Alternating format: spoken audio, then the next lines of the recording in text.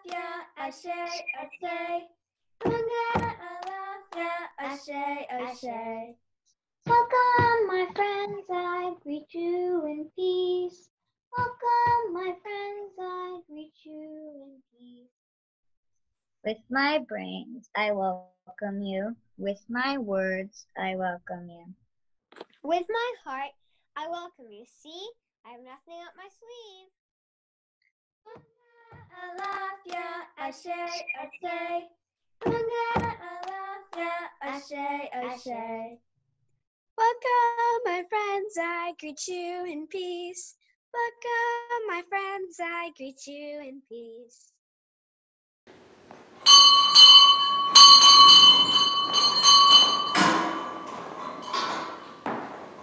Good day and welcome to Wellspring Wednesday. I'm wondering about what allows or even compels us to leap physically or metaphorically. Is it being together? Is it the sheer chance of possibility? Is it beyond our control? When we come together in worship, is there a leaping that takes place? Something inclusive of, yet beyond our reason. A trust that encourages the practice of this time we come together in prayer, song, and story. Come, let us worship together.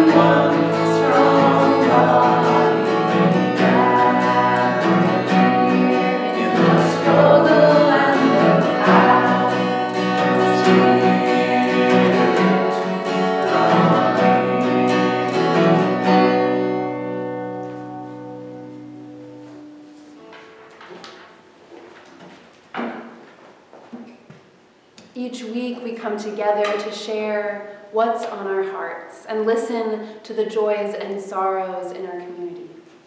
Drew and I will continue to reach out via email to families to ask to share with us. This week we are sharing from our fourth graders and their families. A joy and a sorrow from Tula Wallace. Sorrow because my teacher is leaving our class to teach third grade. Joy because we are getting a new teacher and get to meet him very soon on a Zoom call. From Lily Schultz. I'm happy that all the leaves are changing and are so beautiful. Me too, Lily.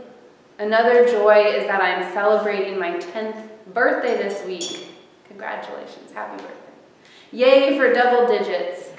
One sorrow is that I had a bloody nose this morning and it was very inconvenient. Francine DeLong is joyful.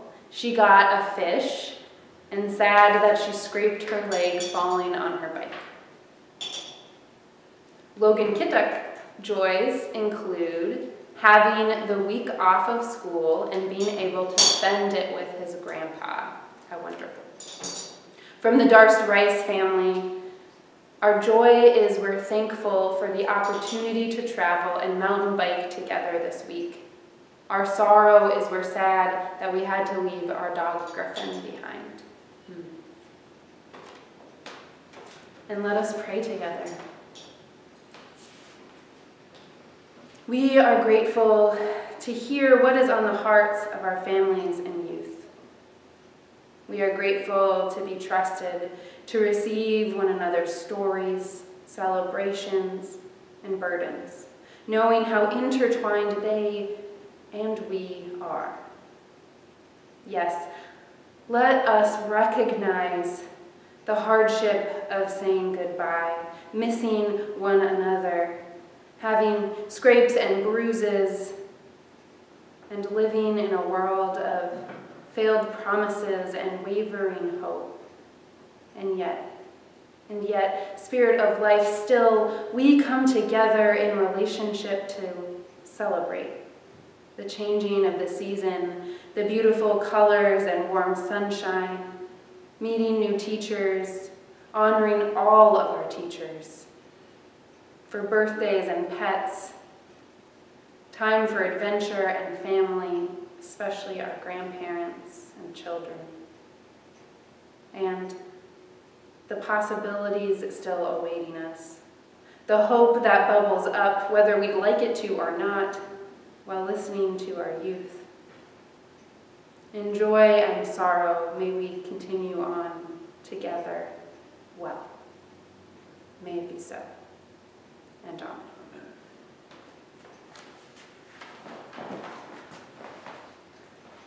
When I breathe in, I breathe in peace. When I breathe out, I breathe out love. When I breathe in, I breathe in peace. When I breathe out, I breathe out love.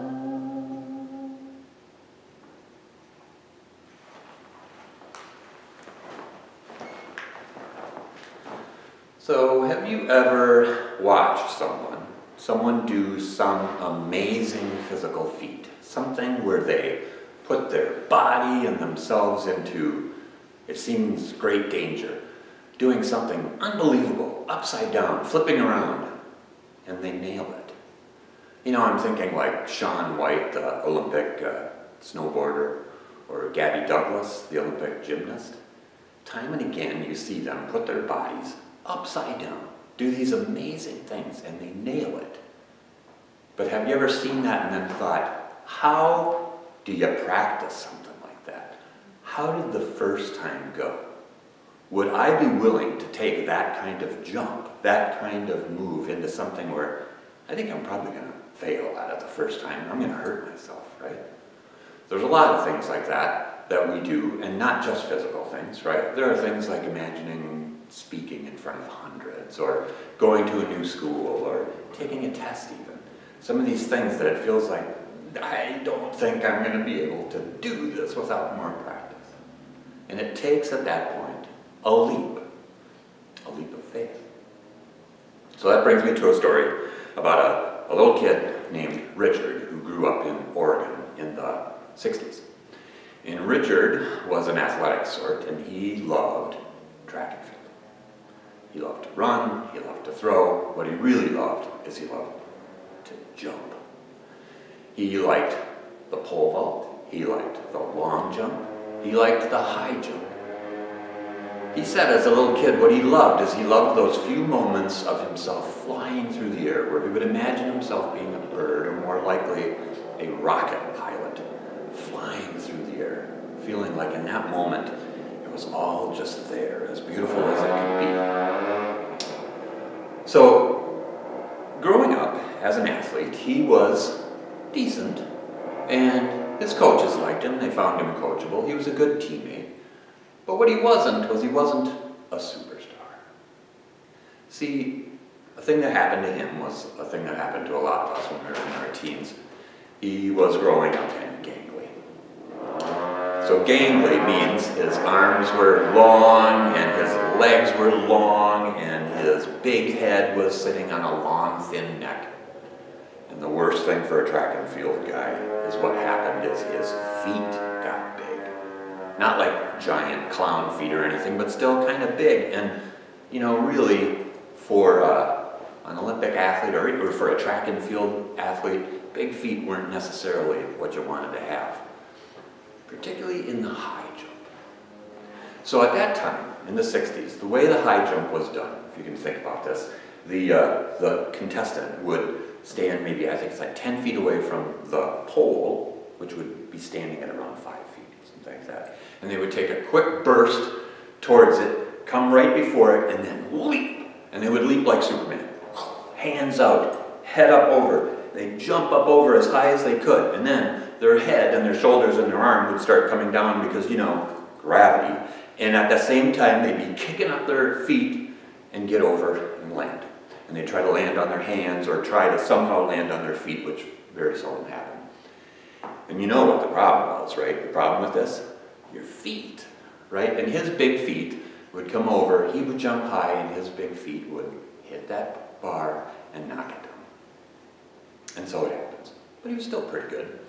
And there was one day when his friend was talking to him about the high jump, and she said, just kind of out of the blue, said, Richard, why do you jump forward like that? I mean, that would seem scary to me, to be like putting your head and your hands out there like that.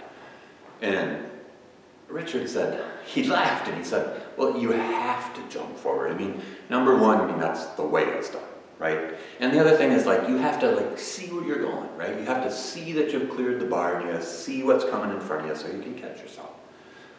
And she says, yeah, but you never really catch yourself, so I don't know what good that is.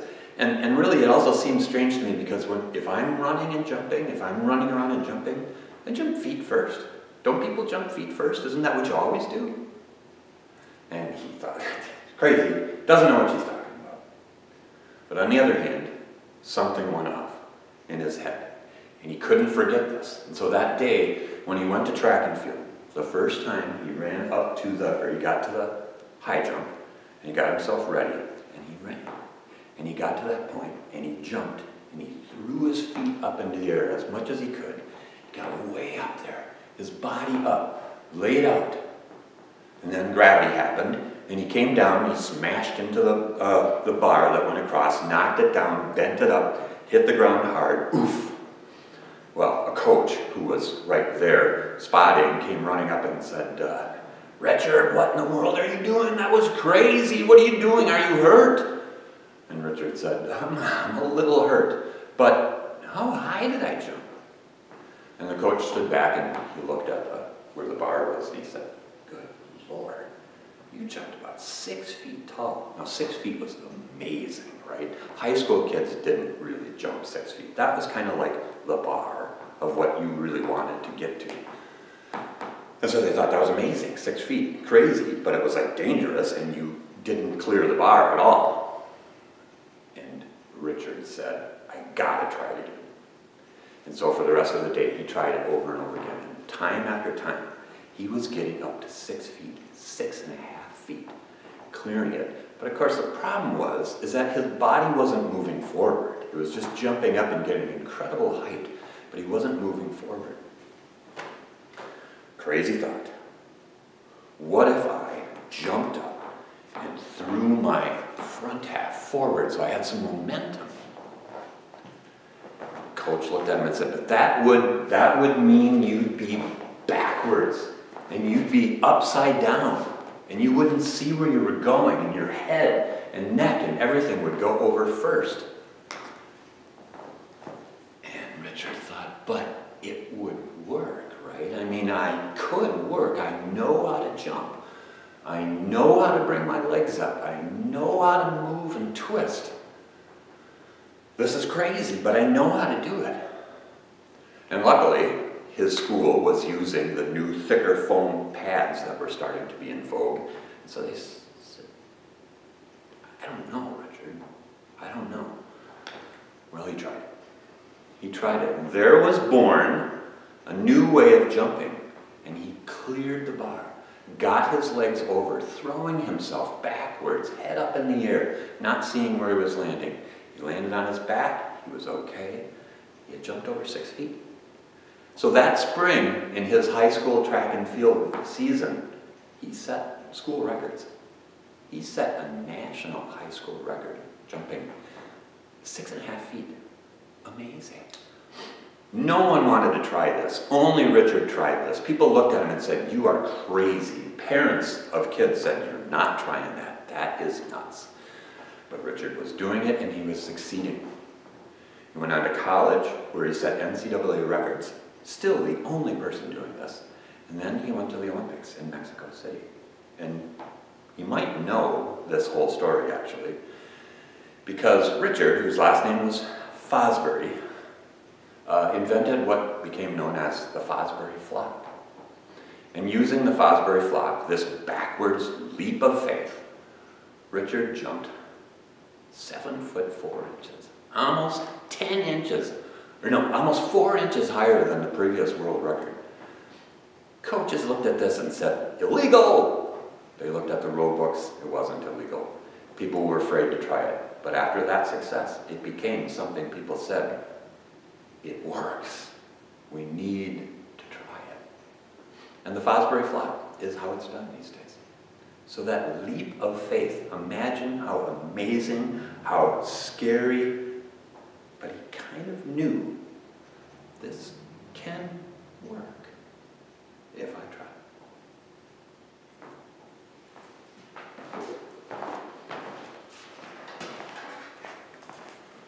Thanks, Drew. We'll have to go out jumping. Maybe not. Maybe in the snow.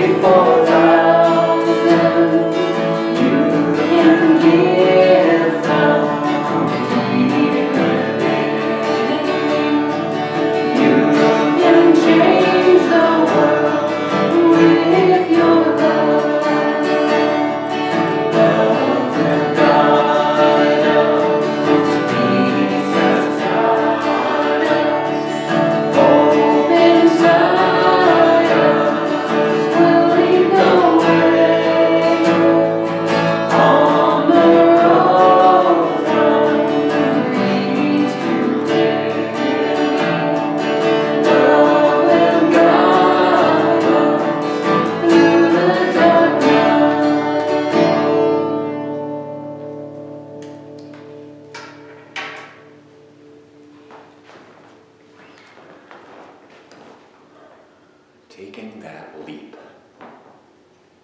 Taking that leap is what gets us there. Is it a leap of completely not knowing, completely putting ourselves at risk? In some ways, yes.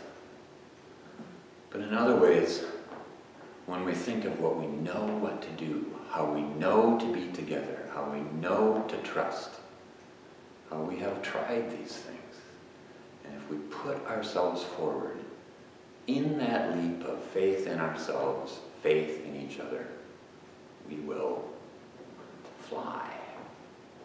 May it be so, and amen. Amen.